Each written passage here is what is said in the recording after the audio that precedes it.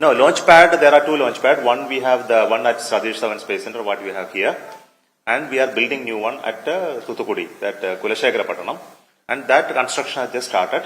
And it will take 2 years to commission. But up to that time, whatever launches are to happen, it will happen from Shah. But beyond that also, it need to happen from both Shah and Kulashekara, depending upon launch azimuth. You know, when you launch from Kulashekara, you cannot launch towards east. Because of Sri Lanka, you can launch towards south. So all southern launches can happen from Kulashekara, which will be more efficient. And launch like today, which is at 37-degree inclination, has to happen only from Shah, because we cannot make that launch from there. Can still be launched, but with a lower payload. So we will have to look at how sharing will happen. The polar launches will take from there, and others will happen from here.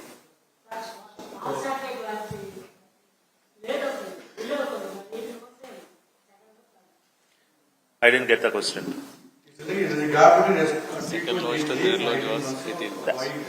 No, that this vehicle is ready. It can be realized in every month, but it's a development process. It is not in production.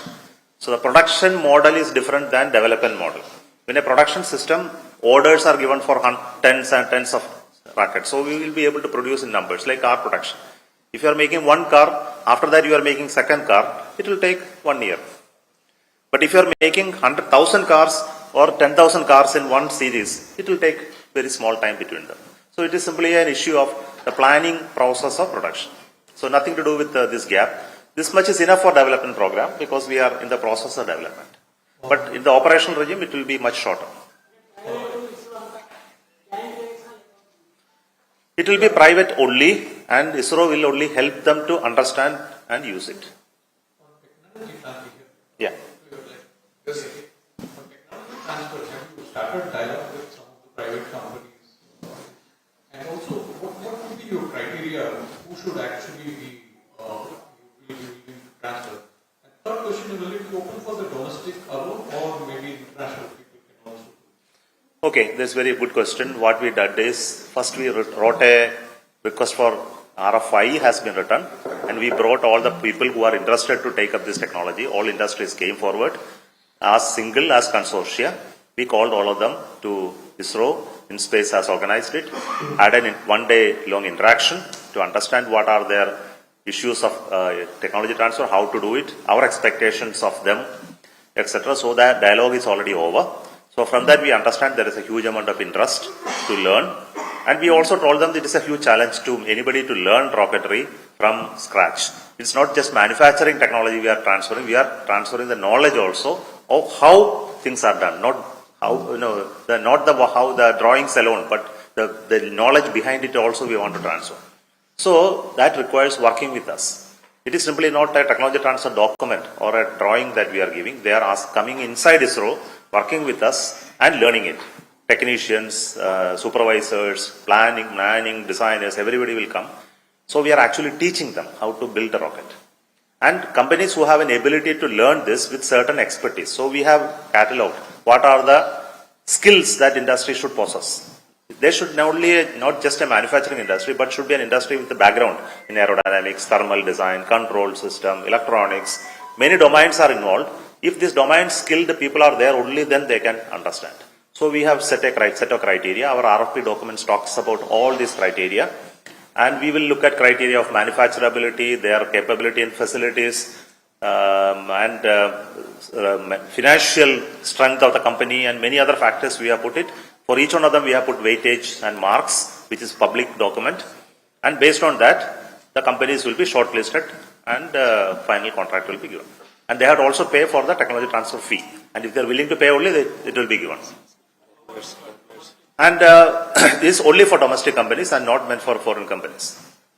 So, in this particular satellite and in this particular mission, we've seen a 500 kg payload class rocket with a 175 kg payload class satellite. So, I mean, if you could just explain why is it that we did not utilize the max payload one? And also, was there a possibility of sort of utilizing the payload more by increasing the fuel and thereby increasing the life also of the satellite? Any rationale behind that? So it is simple. Its capability is still 500. So what we did is we have to put a dummy masses to design the whole vehicle. Otherwise what will happen is, being a solid rocket, it can overperform. So if the payload is not less, if payload is less. So what we did is we put the sufficient dummy masses to offset that part. It all happens with what is available at a given point in time for a mission. Every satellite cannot be injected to any orbit. So at this point, I have only this satellite. If there is a satellite weighing 500 kilograms is available, it would have been good, but it's not available.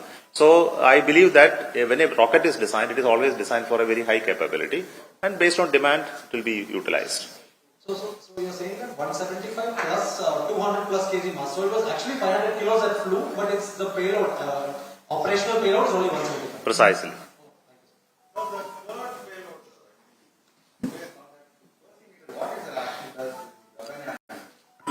Say, when you go to space, there are many radiations. Now, when you are on Earth, you are protected by atmosphere.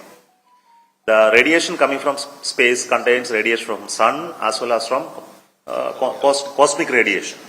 So, this radiation has different elements. Elements like the ultraviolet radiation that comes from sun, which also has different components, sensitive to human body and things like that. So, we have different parts of that ultraviolet radiation that has to be measured, as well as particle radiations that will come, like gamma rays, etc. So, this, if you are on Earth, you are protected by it. You don't have to worry about it. But once you go out of atmosphere, everybody is subject to this radiation. So, when